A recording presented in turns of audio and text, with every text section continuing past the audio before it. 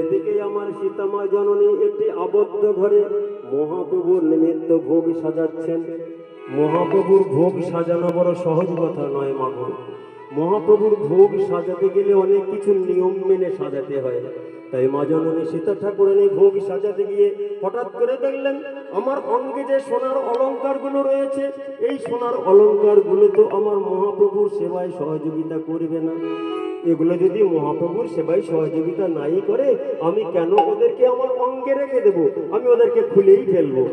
মা জননী যেমন বললেন খুলে ফেলবো, একে একে ফেললেন খুলে সব আভরণ, একে একে ফেললেন খুলে সব আভরণ, একে একে ফেললেন খুলে সব আভরণ, একে একে